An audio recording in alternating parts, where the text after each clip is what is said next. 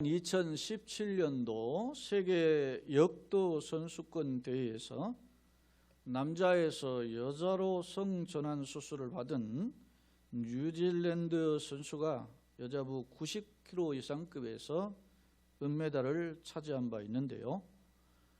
이 선수는 이번 도쿄올림픽 7월 달에 개회되죠. 이 도쿄올림픽에도 참가한다고 합니다. 2019년 영국 맨체스터에서는 세계 사이클 선수권 대회가 열렸는데요. 이 중에 여성부 35세에서 39세 부분에서 캐나다의 소위 레이첼 맥키넌이라는 선수가 우승컵을 들어올렸는데, 이 시상식에서 2위를 했던 미국의 선수가 이 맥키넌 선수와의 접촉을 거부하면서 이렇게 외쳤습니다. 이것은 불공정한 경쟁입니다 라고 외쳤다고 합니다. 한편 미국에서는 성전환 육상 선수가 2017년부터 15차례 15번에 걸쳐서 육상 대회에서 우승을 휩쓸자 경쟁 선수의 가족들은 대회 우승 및 장학금 기회를 모두 빼앗겼다라면서 연방법원에 소송을 제기한 바 있습니다. 참고로 성전환자의 우승이 반복되는 일들이 일어나자, 이게 스포츠계인데 미국의 플로리다에서는 아칸소, 사우스코스타 이런 주에서는 이어서 미국에서 8번째로 플로리다가 남성으로 태어났지만 자신을 여성이라고 인식하는 학생들은 여자부 시합에 나설 수 없다라는 법을 다시 만들었다고 합니다. 이는 비록 성전환 수술을 했다 할지라도 몸은 남성으로 여전히 스포츠 우승을 쓸어가는 상황이기에 역차별적 현상을 막기 위한 소위 자구책이고 궁여지책이라는 해석이 있습니다. 사랑하는 성도 여러분, 앞서 소개한 성전환 수술을 한 선수들의 그 스포츠 대회 우승에 대해서 여러분은 어떻게 생각하십니까? 또한 성전환 수술자의 우승이 여러분의 생각 속에는 불공정하고 불평등이라고 판단하고, 플로리다 경우는 다시금 그런 사람들을 막는 법을 뜯어 고치고 있는 움직임에 대해서는 여러분은 어떻게 생각하십니까? 사실 이러한 현상은 비단 세계적인 현상만이 아니라 우리나라에도 들어와 있습니다. 보도에 의해서는 이태원발 소위 감염이 확산된 게 작년에 있었잖아요.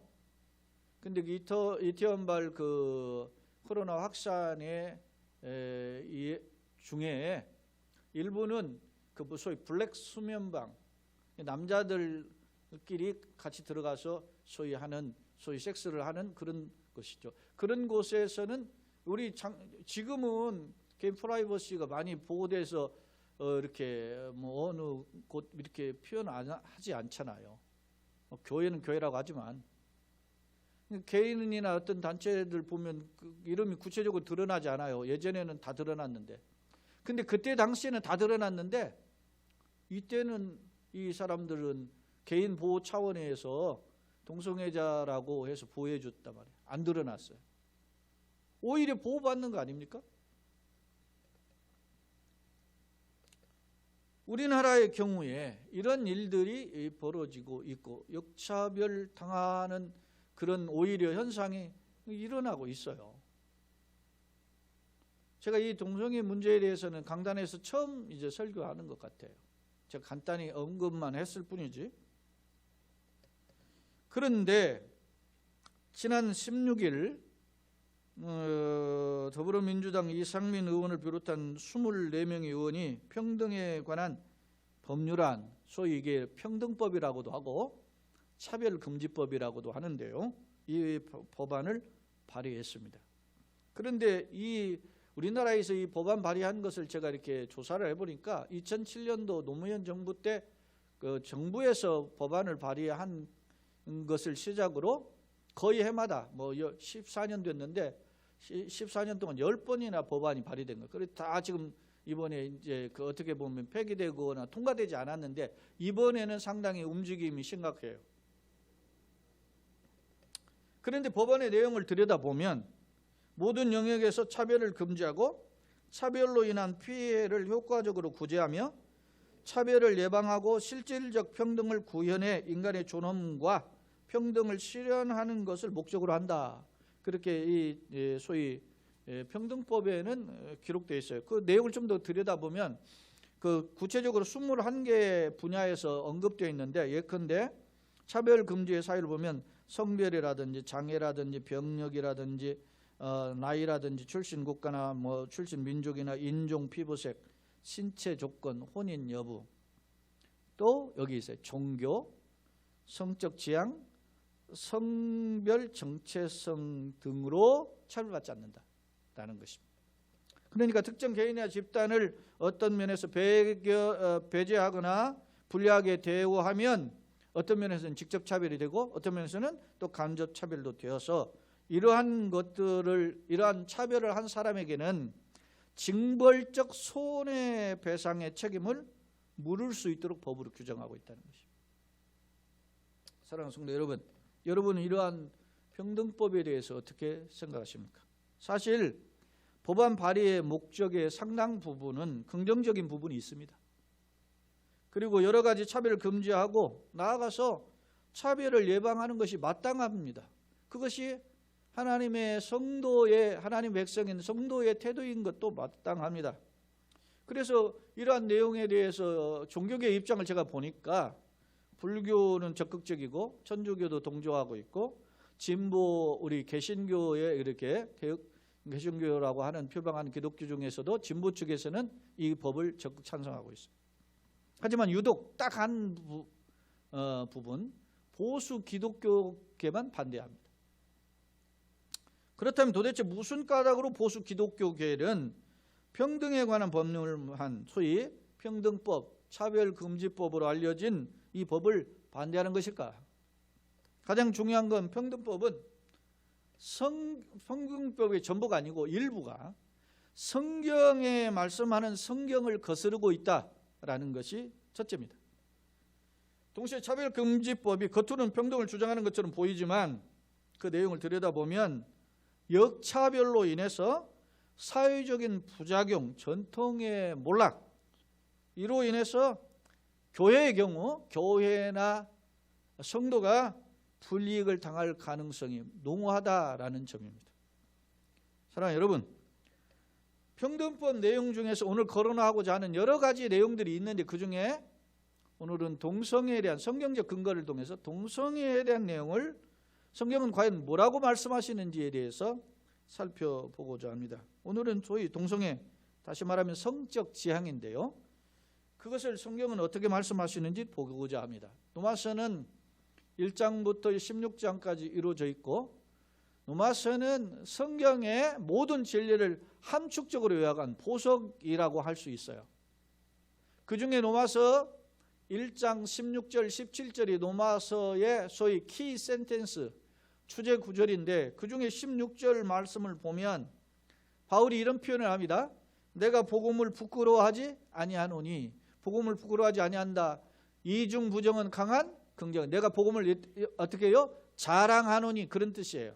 자랑하노니, 왜냐? 이 복음은 모든 믿는 자에게 구원을 주시는 하나님의 능력이 됨이라 그랬어요. 그러면서 모든 믿는 자에게 구원을 주시는 하나님 능력이기 때문에 자기가 복음 부끄러워하지 않고 자랑한다는 거예요.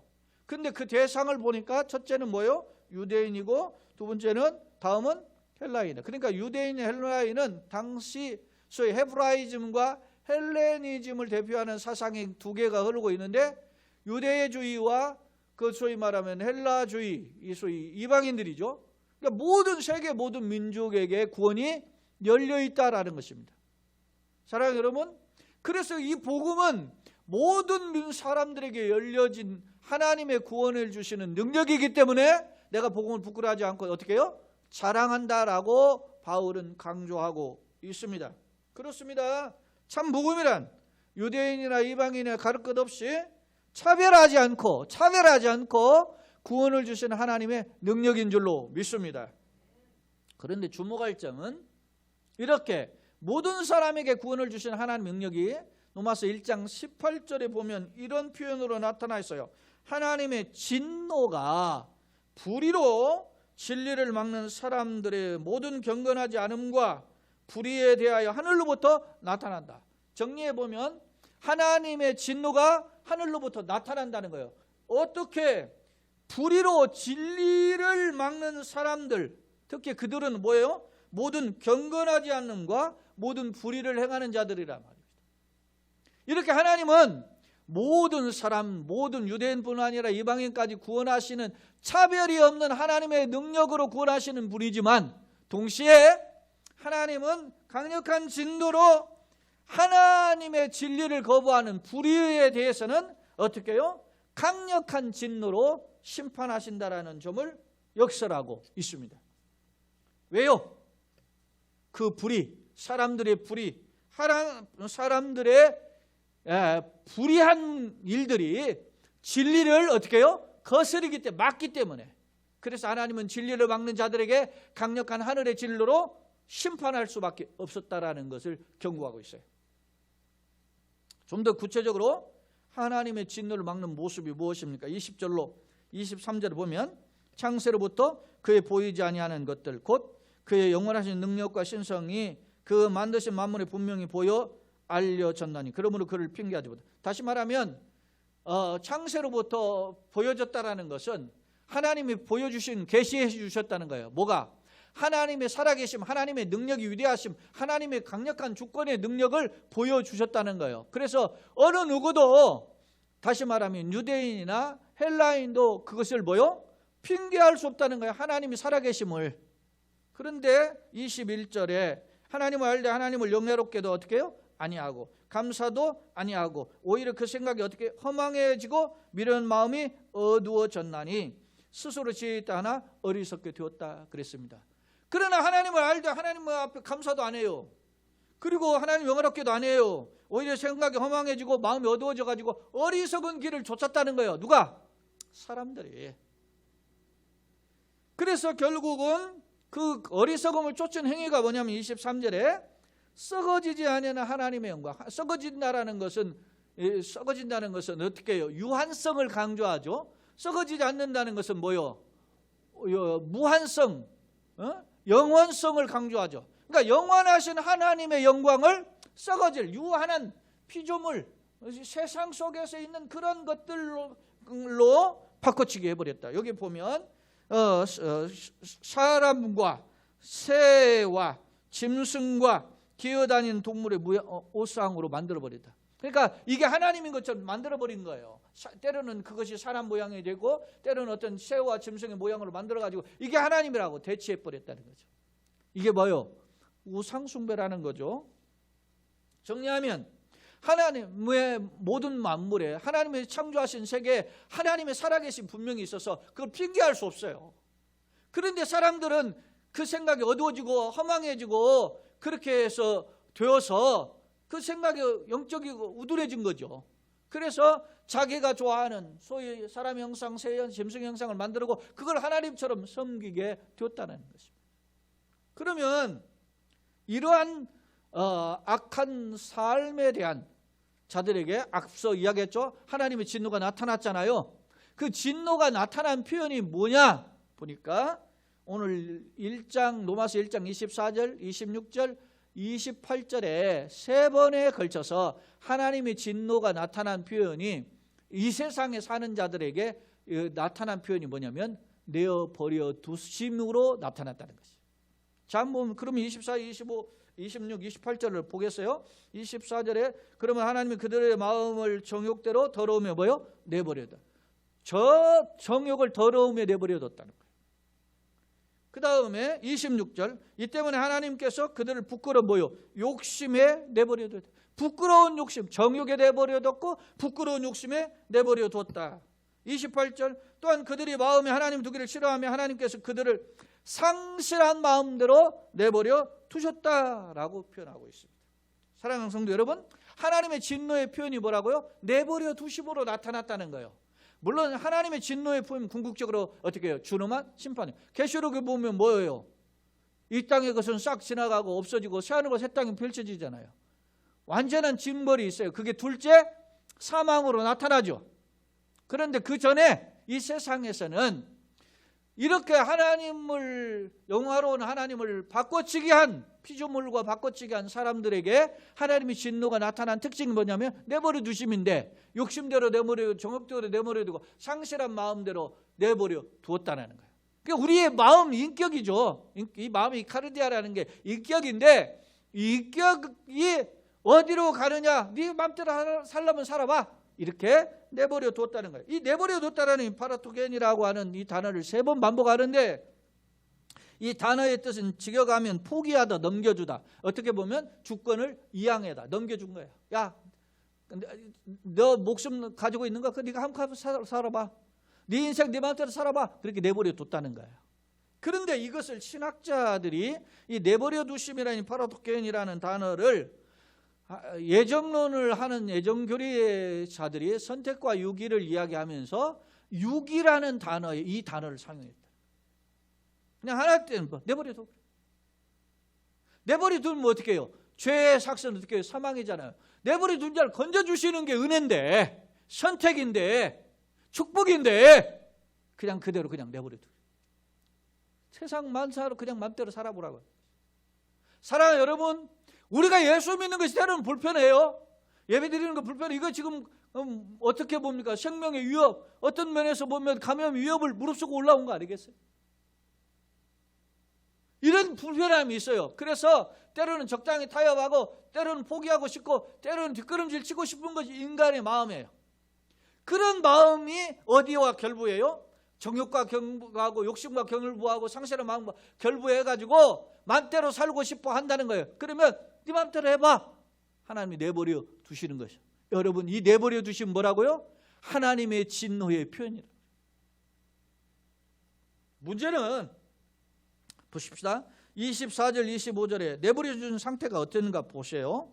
자, 24절 25절에 보면, 그러므로 하나님께서 그들의 마음의 정욕대로 더러움에 내버려 두사 그들의 몸을 서로 욕되게 하셨으니, 이는 그들이 하나님의 진리를 거짓 것으로 바꿔서 피조물을 조물주보다 더 경배하고 섬김이라.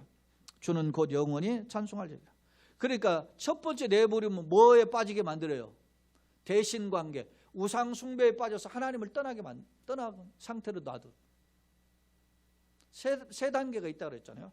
그리고 두 번째 내버려둠과 세 번째 내버려둠은 대인관계인데, 두 번째 내버려둠은 성적 타락의 내버려둠이고, 세 번째 내버려두심은 뭐냐면 우리 인간의 삶의 도덕적 윤리적 타락으로 내버려두심.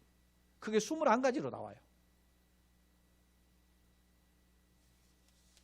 사랑하는 여러분, 오늘 이 중에 두 번째 내버려 두심에 대한 말씀을 살펴보고자 합니다. 오늘 본문이 1장 26절로 27절이잖아요. 바울 사도는 하나님께서 그들을 어떻게, 이 때문에 하나님께서 그들을 부끄러운 욕심에 내버려 두셨으니 그랬죠.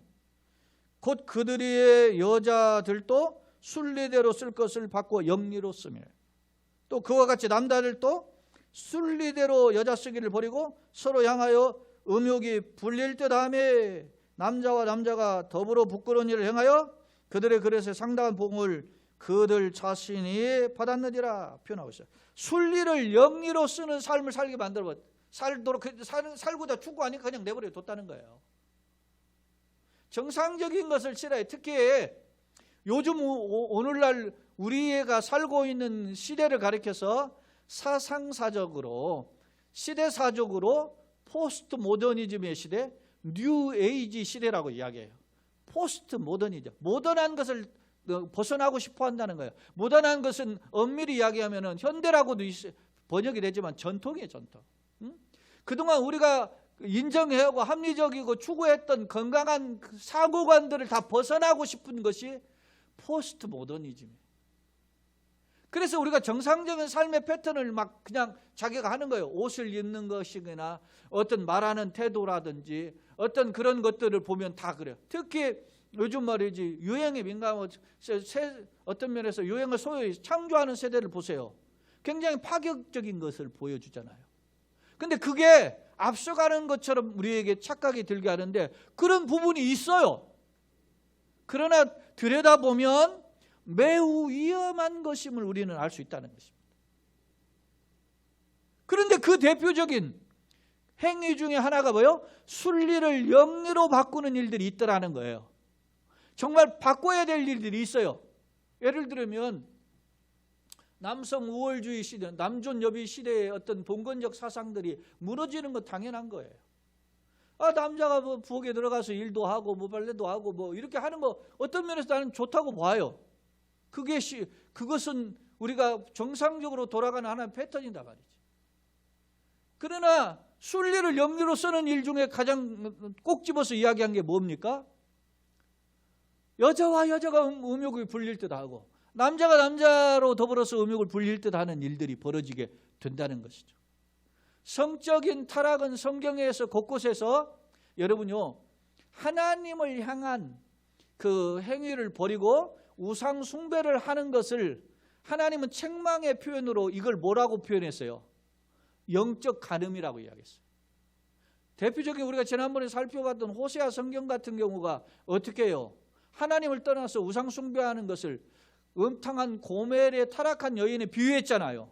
그러니까 이 세상에서 사는 사람들 중에 성경이나 고대의 전통적인 생각 중에서 사람이 가장 극심하게 타락하는 모습이 뭐냐? 성적 타락이라는 거예요. 그런데 그 타락의 행위가 하나님에서 떠나실 때 그래서 그 타락의 행위를 영적 간음으로 묘사한다는 말입니다. 문제는 인간의 타락도 대표적인 타락이 성적 타락인데 그 타락 중에서도 순리적인 어떤, 여러분요, 성경에서 성적인 것이 모두 타락은 아니에요. 축복도 있어요. 성적인 축복이 어떤 게요? 가정 안에서, 부부 안에서의 성적인 것은 축복인 줄로 믿습니다. 그래서 어떤 면에서 뭐 우리 유기적인 사상으로 보면은 부부간에서의 성적인 어떤 이야기를 터부시했잖아요. 예? 그러나 오히려 현대 교회에서는 부부 안에서 성적인 것은 조금 부부끼리는 좀 뭐라 할까요? 그냥 리버럴하게 드러내놓고 서로 대화하라는 거예요.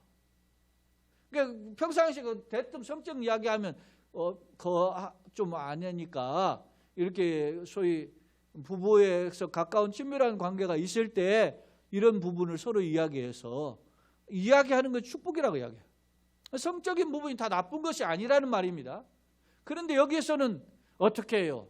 가정 밖에 타락된 성적인 타락뿐만 아니라 남자와 여자 어떤 이성 간의 관계여 성적인 어떤 관계가 아닌 동성 간의 사랑을 통해서 하는 성적인 타락을 지적하고 있다는 사실입니다. 그 대표적인 인간 대인 관계 속에서 벌어지는 타락의 대표임을 소개하고 있잖아요. 자, 그렇다면 이 순리라고 표현되어 있는 퓨시스라고 하는 이 헬라어를 보니까 자연의 질서, 하나님이 세우신 질서 이렇게 번역이 됐어요. 그런데 문제는 이것을 하나님이 세우신 질서를 어긴다는 거예요. 우리가 전통적인 질서를 어기는 거죠. 파괴하는 거죠. 그것이 마치 진정한 어떤 또 다른 행복이냐, 또 다른 축복이냐 그렇게 추구한단 말입니다. 그러니까 그걸 합리화하려고 하니까 뭐가 등장해요? 동성애법이 평등법으로 끼워 넣기를 한다는 거예요. 여러분요, 해마다 동성애자들이 하는 소위 퀴어 축제에 뭐 정부나 누구 기독교 단체가 반대한다는 캐치플레이즈라든 이런 어떤 피켓을 들고 오는 이야기했지만 그들이 뭐 저주받을 사람이라 뭐 이렇게 하면서 그들을 공격하거나 소위 하진 않았어요. 오히려 돌아오기를 원했지. 분명한 것은 여기 동성애를 하니까 27절에 그들이 그릇 때문에 상당한 보응을 받았다라고 성경은 기록하고 있는데 이 유명한 신학자인 핸드릭스는 이 상당한 보응이 뭐냐 하니까 죄책감이다라고 번역을 했어요. 이 말은 무슨 말이냐면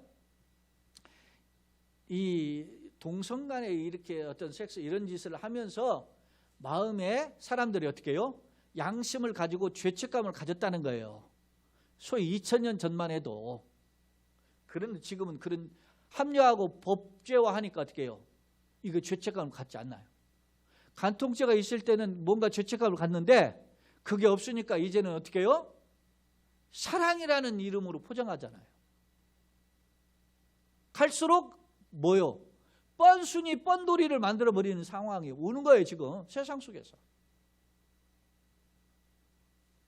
그런데요, 이 동성애, 소위 동성 섹스에 대한 책망이 바울 이전에 1400에서 1450년 전에 살았던 어떤 이 1500년 전에 살았던 이 모세를 보면 레위기 18장 22절에 너는 여자와 동침함 같이 남자와 동침하지 말라. 이는 뭐요? 가증한 일이다. 이렇게 엄히 경계하고, 레위기 20장 13절에 보니까 누구든지 여인과 동침하듯 남자와 동침하면 둘 다 가증한 일을 행함인즉 반드시 죽일지니라고 경고하고 있어요. 예? 뭐 제가 이렇게 소개를 안 했지만 신명기 23장이라든지 특히 열왕기상 14장 24절을 보면 솔로몬의 뒤를 이어서 그의 아들 르호보암이 남쪽 유다의 왕이 되었는데 르호보암 시절에 남색하는 사들이 있었어요. 열왕기상 14장에 보면. 예? 그러니까 열왕기상 14장은 솔로몬 아들이잖아요. 그러니까 모세보다 약 어떻게 해요? 한 500년 뒤의 사람이에요. 자, 그 이전 모세 이전은 그럼 없었나? 여러분 잘 아시는 창세기 19장에 보면 누가 등장합니까? 아브라함이. 창세기 18장에 아브라함이 그 소돔 고모라서 멸망을 위해서 의인 10명을 구하잖아요. 근데 19장에 이런 하나님의 메시지를 전하러 천사가 직접 방문했어요. 근데 소돔 고모라 성이 롯에게 야 니네 집에 들어온 남자 내려라. 우리가 한번 그 사람하고 소위 상관한다. 차이 말하면 동성애 하겠다고 하는 거잖아요. 그렇게 하니까 말이지 막 롯이 말리니까 이게 어디 말이지 굴러먹던 돌이 말이야 박힌 돌 빼려고 하냐 막 이렇게 하니까 그들의 눈을 가로막아서 문을 찾지 못하게 만드는 일이 벌어지잖아요. 그때 당시가 동성애예요. 아브라함 시절의 이야기란 말입니다. 아브라함 모세보다 700년 전 사람이에요. 600에서 700, 650에서 700년. 예수님 전보다는 예수님 시대, 바울 시대보다는 약 2100년 전 사람이 알 수 있어요. 다시 말하면 동성애는 아주 확대되지는 않았지만은 지금으로부터 4000년 전이나 지금으로부터 소위 3400년 전이나 지금으로부터 2000년 전이나 모두 시대 속에서 존재해 왔었음을 알 수 있어요. 그런데 그것이 오늘날 어떻게 해요? 비약적으로 확산되고 있어요. 전 세계적으로. 특히 문명이 발달되고 문명이 잘 되고 선진적으로 나가는 축복에 하나님의 소위 하나님의 축복을 받았다는 나라에 이러한 일들이 그냥 아주 소위 흥화한다고 하는 표현이 그렇지만 아주 막 급속도로 번지고 있다는 사실. 이것은 강력한 경고예요. 소돔과 고모라 성이 화려했지만 멸망했던 것처럼 우리는 이러한 일들이 우리의 멸망을 재촉하는 길이라는 사실을 우리는 엄히 말씀을 무겁게 받아들여야 된다는 사실입니다. 사랑하는 성도 여러분, 지금 세상은 놀라운 속도로 변화되고 있습니다. 과학의 발달해서 상상 이상의 세계가 펼쳐지고 있어요. 놀라운 것은 이러한 과학의 발달뿐만 아니라 우리의 가치관 역시도 혼란스럽게 변하고 있어요. 세대 차이가 요즘은 유치원 아이들끼리도 세대 차이 난다 그러잖아요. 쌍둥이도 세대 차이 난다는 시대예요. 이런 시대에 급속도로 가치관이 바뀌고 있습니다. 문명의 발달의 속도보다 오히려 우리의 가치관의 변화가 심각하게 더 빨라요. 그런데 문제는 그 빠름 속에 우상 숭배뿐만 아니라 성적 타락, 더 나아가서 이 동성애와 같은 그런 타락의 현상들이 사회 곳곳에서 펼쳐지고 있습니다. 우리나라를 예로 보더라도 전에는 불륜의 이런 어떤 가정 파탄의 경우를 그냥 합법화하고 있고 버젓이 그렇게 인정해주고 있잖아요. 동성애도 여전히 파탄을 치고 있습니다. 뭐 이렇게 다 할 수 있도록 다 했는데 뭐가 더 요구할 게 있느냐 이거예요.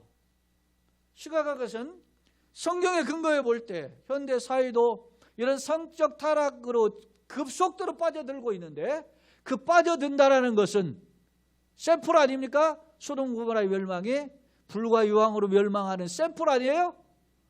마지막 날은 종말에 불과 유황으로 멸망하게 될 텐데 그것을 우리는 지금 목전에 이르렀음을 보고 있는 거란 말입니다. 그러면 이 멸망의 기운이 가득한 이 시대, 오늘 우리는 어떤 자세를 취해야 되는가? 하나님의 은혜를 회복하는 자는 과연 뭐냐?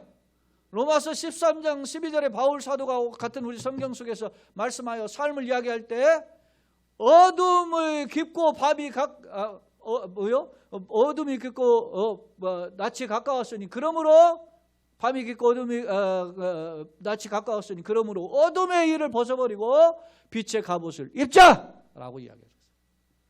우리가 주님의 날이 가까울수록 우리가 빛의 사람으로 살아야 되는 것입니다. 어둠을 흉내내거나 어둠을 쫓아가는 삶이 아니라 어둠의 일을 벗어버리고 빛의 갑옷을 입는 자로 살아야 되는 줄로 믿습니다. 빛의 갑옷을 입는 삶이 뭡니까?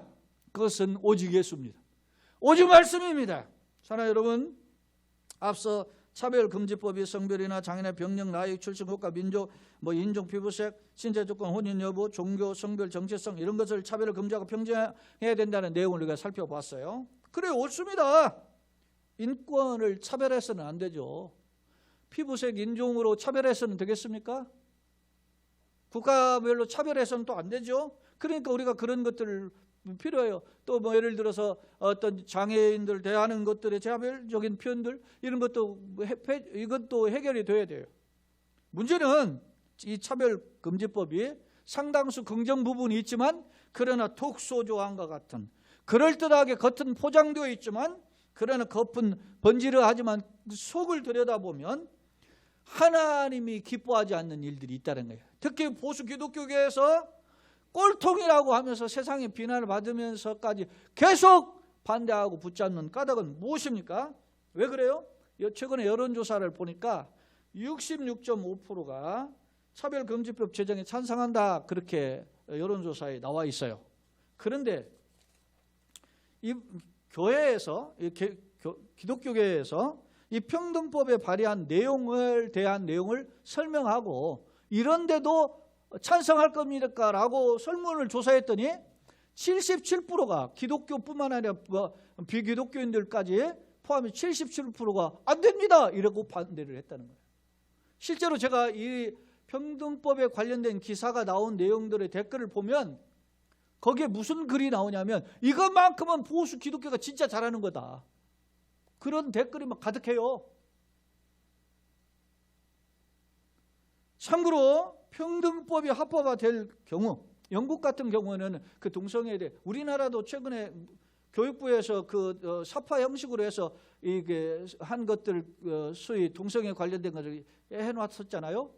근데 영국은 그것을 가르친다는 거예요. 그리고 동성애에 대한 서로 사랑한다는 편지를 쓰게 만든다는 거예요. 이런 교육을 한 결과 동성애가 폭발적으로 증가했다.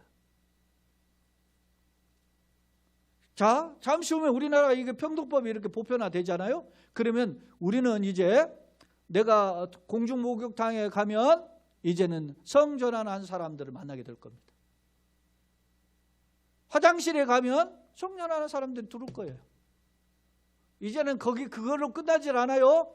이제는 여러분의 이제 며느리가 남자 며느리로 들어와요. 이제는 사위가 여자 사위가 들어온다는 거예요.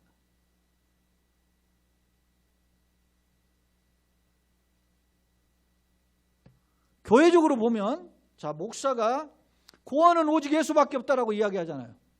목사 이야기가 아니라 성경 이야기를 이야기하는데 그러면 종교 차별이 되는 거예요. 다른 종교는 구원이 없잖아요. 그럼 종교 차별이 되는 거야. 종교 차별법 거기에 들어가 있잖아요. 지금 성적 지향도 있고 그리고 신천지는 이단 사입이다라고 이야기하면 신앙을 차별한다고 해서 문제가 되는 거예요. 앞서 이야기했잖아요. 거기에 대해 배상하라는 법으로 배상을 규정하고 있잖아요. 돈을 물어줘야 된다는 거, 벌금을 물어준다는 거.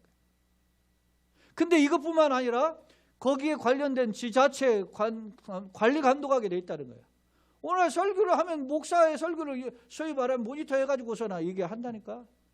지금도 저한테 오는 이게 문자의 내용에 양천구 대총무의 문자가 오는데 뭐라고 하냐면 교회 내외에 고발이 있습니다. 교회 바깥에서도 교회 설교를 목사 설교를 보고 마스크 안 썼네 고발하고, 교회 안에서도 목사가 마스크 안 썼네 고발한다는 거예요. 지금. 네? 지금 코로나 때문에. 제가 일부 그게 사실 확인을 못 해봤는데 일부 어느 교회에서는 경기도에서는 교회가 개척했는데 개척 못하게 했다, 예배 못 드리게. 이런 일들이 이제는 우리에게 깊숙하게 침투를 한다는 거예요. 근데 이걸로 끝나지 않아요. 여기 보세요. 소위 커밍아웃 한 사람들 중에 이제는 목회자가 되는 사람 있잖아요. 성직자 로만 카톨릭 가운데는 천주교 신부 중에 이게 소위 말하면 있잖아요. 예? 소위 트랜스젠더가 있어요. 그들에게 사제를 소위 임직하잖아요. 우리 가운데 부목사가 그렇다고 한다, 전도사 그러면 너 나가라고 하는데 나가게 하면 어떻게 해요? 성차별이 되고, 그리고 어떻게 해요? 직장의 차별이 되는 거예요. 그게 못 내보내. 그리고 교회 직원, 우리 같은 경우는 없지만 큰 교회는 뭐예요? 교회 유급 직원들이 있잖아요. 그 직원들이 신앙적으로 좀 바르지 않고 다른 종교가 와서 해봐. 나 불교 믿는데요. 그러고서는 주일날 교회 안 나오고 다른 절을 가. 그럼 어떻게 해요? 목사가 미치지 이거. 생각해 보십시오. 나는 내가 목회자인데 예를 들어서 우리 자녀들이라든가 교인들이 예를 들어 다른 걸 이야기하고 다른 걸 믿고 그런다 그러면 나 목회 그만둬버려. 왜?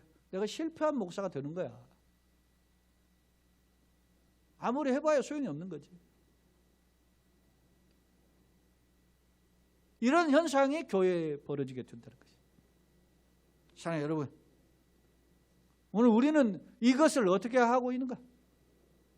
지금 우리가 기도하는 중에 이런 문제를 놓고 엎드려야 되고, 한국 교회나 이 땅에 하나님 불쌍히 여겨달라고 엎드려라는 기도 제목에 이러한 문제를 놓고 엎드리는 우리 모두가 되어야 될 것입니다.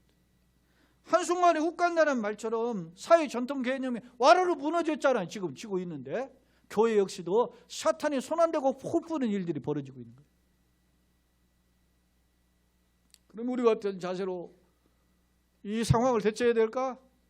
말씀 정리합니다. 앞서도 소개했었던 C.S. 루이스 기독교 사상가에는 순전한 기독교라는 책을 통해서 이분이 대표적인 책이 이 순전한 기독교인데 이 책에서 이런 표현을 했어요.